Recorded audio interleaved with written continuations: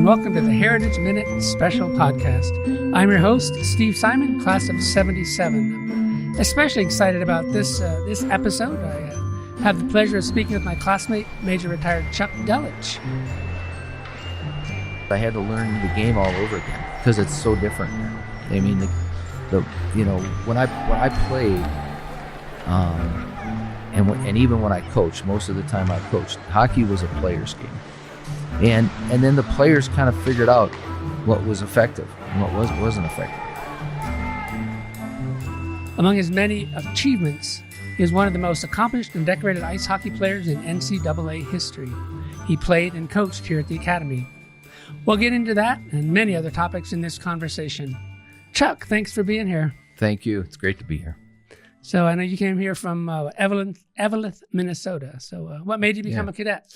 I grew up in a little small mining town in northern Minnesota, and really didn't know anything about the academy until I started to get recruited.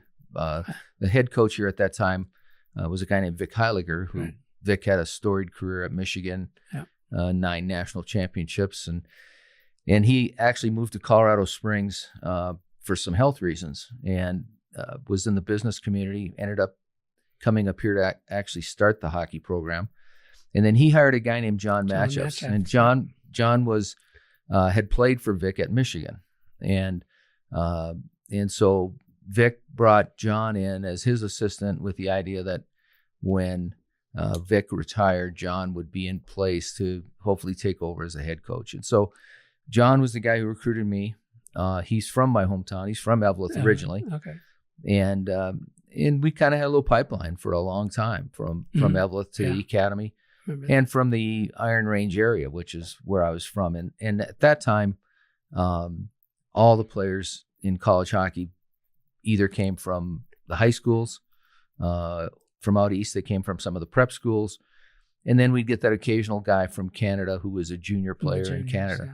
So coming out of high school, I really didn't know anything about the academy, but John was pretty adamant about me learning about it. Persuasive. Yeah. So that's really how I learned about the academy, and then eventually how I ended up here. Okay. Of course, you not to brag on you, but you had pretty much instant success. I think you set the record for goals in a game with 6 in November 16th. So just a few months after we checked in. I know Jim Scalco, a friend that we both know, single game record for 7 assists in that that game. So most of them to you, I presume. But any recollections of that specific game? It was interesting. I think we were at Lake Forest in Illinois and playing them, and you're trying to figure out if you fit in right at this college level. Yeah. I mean, 2 months in, and unfortunately, I did play with good players. Jim was very skilled. Mm-hmm. Actually, grew up about 3 miles from where I grew up in northern Minnesota, in a little town called Gilbert. And his brother played here. And his brother played here. Yeah, brother graduated the year before, and so it was one of those games where one of those weekends where things just kind of fall into place, and we were certainly better than the team we were playing, and but it just kind of worked out. Kind of worked out. And of course, not at a 6 goals a game pace, but you kept up a pretty good pace throughout your career. Of course, finished with 156 goals. Can you believe all these years later that's still the NCAA record? It kind of surprises me, but at the same time, the game has changed significantly certainly in the last 20 years. I think specialists or what? Yeah, I just think teams play better defense now. Goaltenders are bigger. The equipment is certainly better than it was. I still am involved with our team here. Yeah, we'll get into that later. But I watch these goaltenders now, and they just take up a lot of net, right? And I'm thinking to myself, where would I score on these guys? I'm not sure I could. So it's a different game, and so it's hard to compare those numbers to what numbers are putting up now across eras. That's yeah. But it's nice to be remembered for something. Yeah, well, something big. So congrats to you on that. So, as I recall, your brother Dave was excelling at Colorado College at about the same time. So, imagine that was pretty neat having a brother in town. It was good. We tried to get him here. Dave got appointed and ended up going to Colorado College, and he a little different personality than me, and I think probably felt like that was going to be a better fit for him in the long run. Yeah. But he was an outstanding player and different than me, a little bigger, better shooter, not as good a skater at that time when he first started in college, but good mind for the game, smart player, and obviously, he's the WCHA Rookie of the Year. He led the league in scoring. He was a solid, and I think he's still their all-time leading scorer. Oh, no kidding! At Colorado College, and so it was good to have him here. We only played against each other a couple times. There was a break between the two schools there for a couple of years, and then we finally got back together. Okay. So I know we had some. I remember there were a few epic Air Force CC games. I remember one down at the field house. We were losing 6-2, and there was a big brawl in the third period, maybe. And then we came back, scored 4 goals to tie, and won in overtime. So that was an interesting night. They got a couple penalties in the third period, and we kind of started chipping away. And the next thing you know, tied the game with less than a minute left, and then won in overtime. Yeah. I just remember watching that game, and the fight's going out, and the CC players are just pointing up at the scoreboard. Like, it's 6-2. It's right. Okay. So definitely motivated you guys. And I know it certainly motivated all of us fans. So let's talk Olympics. 1976. You were involved in the tryouts. Yeah, I went to the tryouts for the team that played in '76, and I would say that my tryout was probably not at my best. I think it was late summer, and I really hadn't spent much time on the ice that year. There wasn't a whole lot of access for me. I'd also been doing my cadet stuff. Yeah, exactly. And so I didn't make that team, and I got it. I mean, could I have played on that team? I think I probably could have, had it been a different time or a different circumstance, but that's okay. I gave it a shot and didn't work out. Yeah.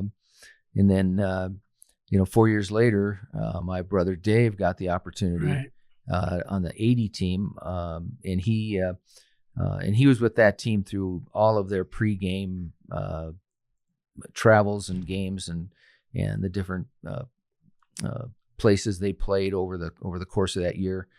And then, unfortunately, right before they went to Lake Placid, was one of the last guys cut from that team, and so disappointing for him to put in all that effort and then not be able to be there at the games. I can imagine, gut wrenching. Yeah. Well, I was on the torch relay team. I represented Wyoming in the torch relay team for Lake Placid Olympics, and got to participate in opening, closing ceremonies. We had tickets to all the events, so I actually got to go to the U.S.-Russia hocky game. Yeah.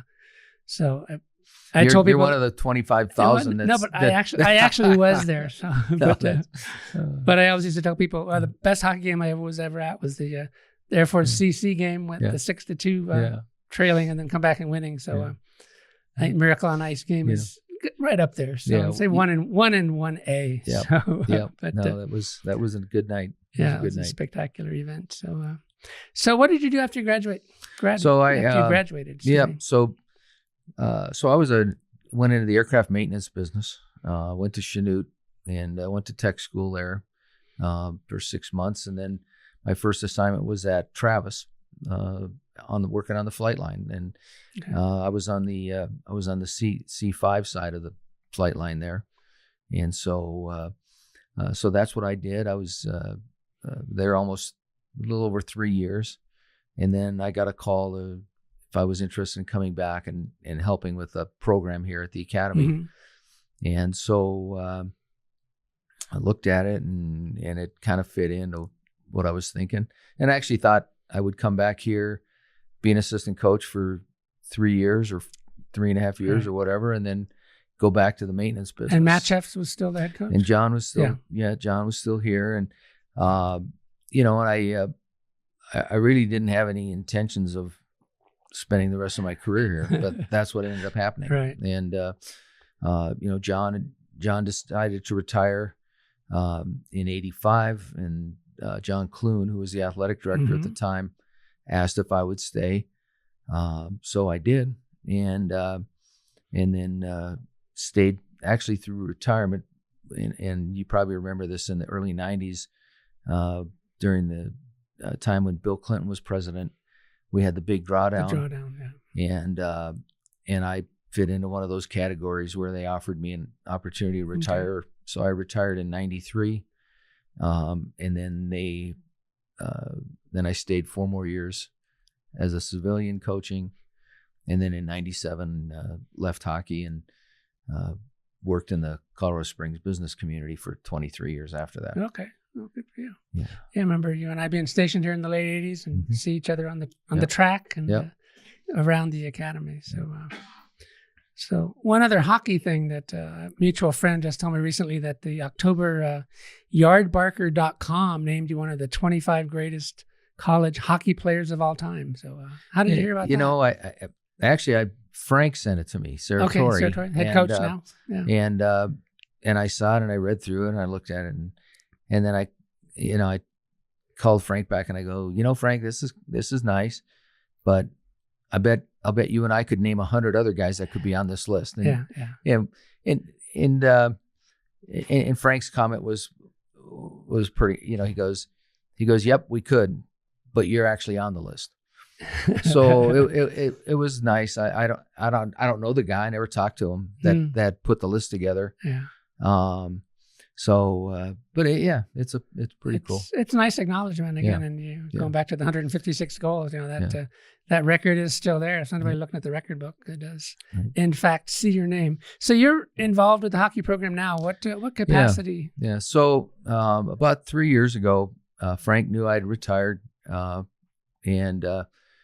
called and said, "Oh, what are you doing? How are you killing time?" And I said, "Well, I'm playing golf and whatever." And so he said, "Well, why don't you come up and let's talk?" And so I went met with him and Joe Doyle, Joe is one of Frank's assistants who actually played for me. Played when you were here. Yeah, and then was one of my assistants when I coached. Okay. So they talked about me getting involved, helping with individual players and trying to work on some skill development and things like that. And so I agreed to do that. And they, for a couple years, they called me the volunteer assistant, which it's kind of interesting how the NCAA manages these different sports and what they can have and what they can't have and who can do what and who, right.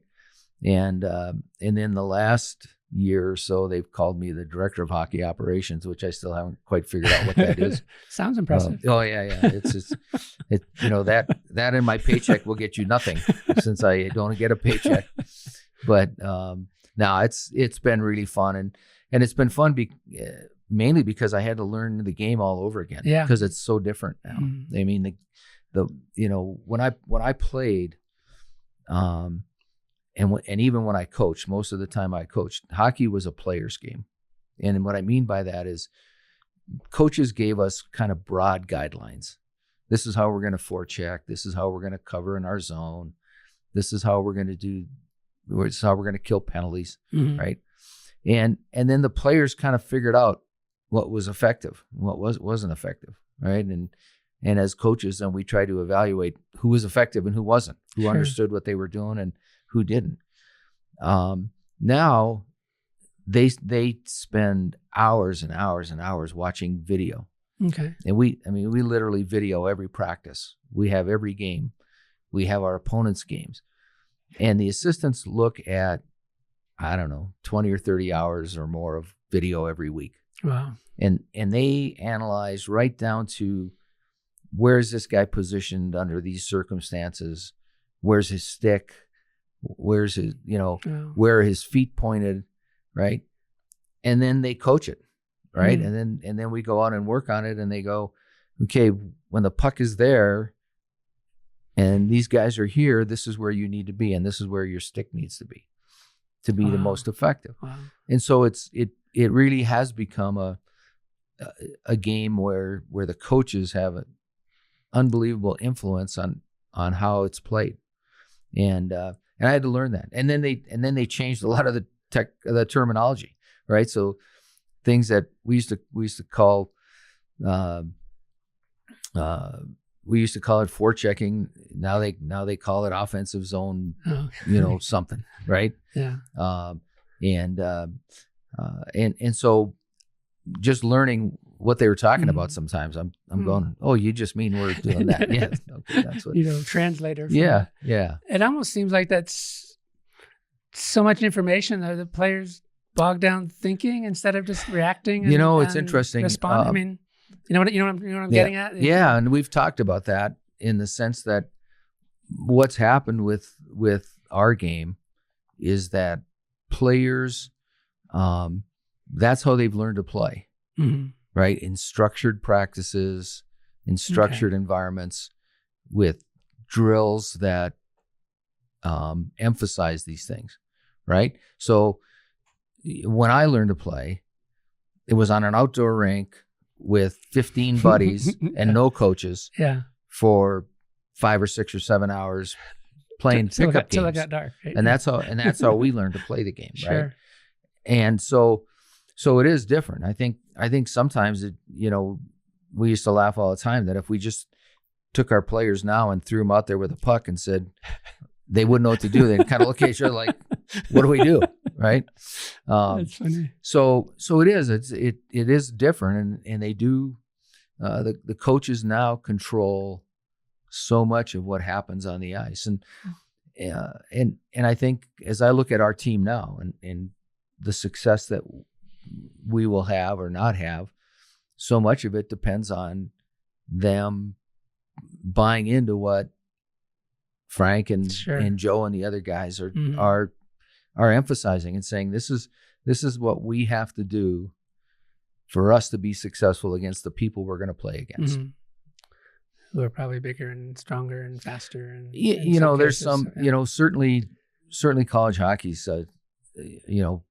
advanced significantly since I played. Right. I graduated, I was like 152 pounds or something, right?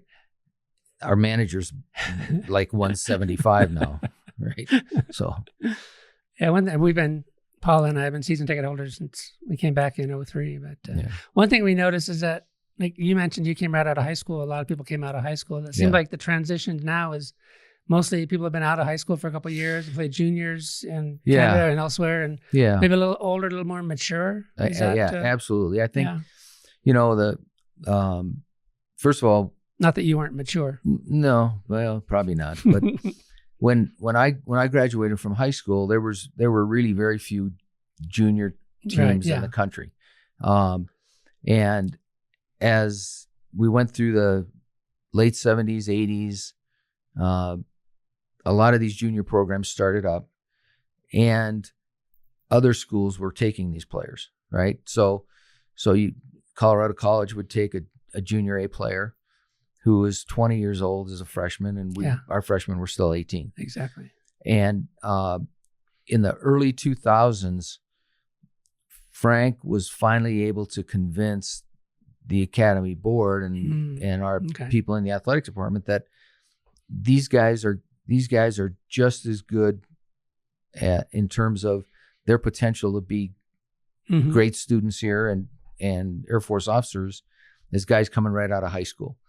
And they had success with it, right? Yeah, in some cases better. I think they have better GPAs, probably lower attrition. Yeah, I look at our team now. I mean, this past year, over 50% of our team was on the dean's list. Yeah, exactly. Right. I mean, we didn't have that. It wasn't the case when we were here. No, but we don't lose anybody. Yeah, we don't lose people during BCT. We don't because they are more mature, right? They're 20 years old. They come in.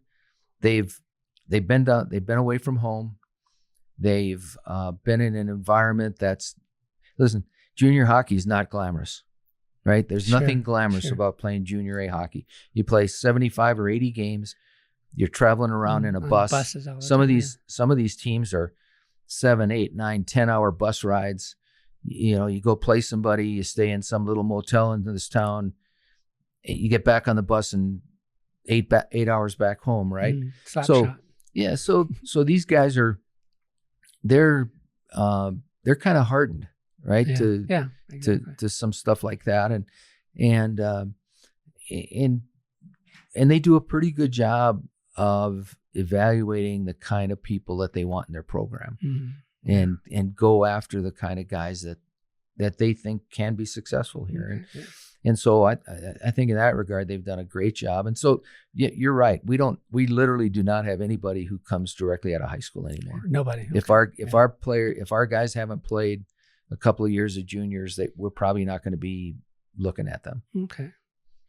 And not just they're good cadets, but they're good officers, which of course is what is what we're ultimately developing here. Whether they play hockey, football, no, absolutely, no sport. The idea is that they graduate and become good officers. I know Mike Polidor, I got to know him. Was a goalie here and won the Jabara Award for airmanship. So and just this one example, I'm sure you know several others who graduates went on. Johnny White, a year behind us at the academy, became the commandant. So. There's lots Dave of Snyder, guys, who I went to high school with, class of 78, 2-star general. So, and again, just ones off the top of my head, you could come up with several more. Gary Botnich, that played with us, played with me. Gary's from Evelyn. He retired as a 2-star in the reserves. Flew for Delta for 30 years. And, there's a bunch of them. So I know we're just talking hockey today, but I want to make sure our listeners understand that it's not just about hockey. It's about preparing people for I think you're for life of right. service. Yeah, and I think that's one of the things that separates our program again. When you look at when we played the University of Minnesota in the NCAA the kickoff classic kind of thing for hockey this year out in Las Vegas, right? Minnesota's 18 starting skaters, 16 of them had been drafted, right? You looked at our roster, 0. By the NHL. Right? Mm-hmm. So our guys recognize that, hey, playing after college is not on their radar anyhow. Right. Right? So they're looking for how do I play at a high level in college? How do I get the best education I can? And then how do I get a jump start on something in the real world? Yeah. Right. Yeah. And they're realistic that way. We got guys that graduated last year. We did have one player that got signed by the LA Kings at the end of the last season and actually stuck. He's playing in their top minor league team right now. But we have that, but we also have one of our co-captains got a post-grad scholarship. He's at Notre Dame, going to school, but he's also on their hockey roster. Oh, wow. Okay. He made their roster to I don't know how much he'll play, but he's good enough to be on their roster. Yeah. So there's it's an interesting dynamic that we have now with these junior players and what they bring. And the other thing that I think is really interesting is and this wasn't something that we had when we were here, Steve, but you probably heard of the captain of captains. Yes. Okay. So the captain of captains, the last 3 since they started this have all been hockey guys. I wasn't aware of that. Yeah. So the captain of captains this year is Clay Constantino. Okay. Right. Yeah. So last year it was Luke Robinson. The year before that it was Luke Rowe. Wow. Okay. So the other cadets recognize that these guys they're mature, they're good leaders, they're influential on their team. Yeah. Right. They're great students. Leadership. All adds up. Yeah, it does indeed. Well, we're just about out of time. I'd like to get your final thoughts, but first, a word of thanks to our listeners and to let everyone know that Heritage Minutes and Heritage Minutes specials are all available anytime at usafa.org/heritagehub. That's usafa.org/heritagehub. Heritage Minutes published the first and third Sundays in audio and video. Heritage Minutes specials like this one drop the second and fourth Sunday of every month. You can also find us by searching Heritage Minutes on YouTube, and you can catch This Day in Air Force Academy History every day on KAFA, the Academy's radio station, 97.7 FM, or online at usafa.edu/radio. Well, Chuck, thank you so much for being here. You got any final words for our audience? Yeah, no, it's actually a pleasure to be here, and I think I look back on my academy experience more fondly every day. Mm-hmm. I think, like a lot of us do. Sure. We sometimes take for granted what this place has done for us, and so it's nice now to maybe give back a little bit in whatever little ways we can. Mm-hmm. Exactly. That's what we do. Well, thanks, Chuck. I really appreciate you coming by. Thanks, Steve. Thanks. I'm Steve Simon. Thanks for listening. Find more episodes at usafa.org/heritagehub.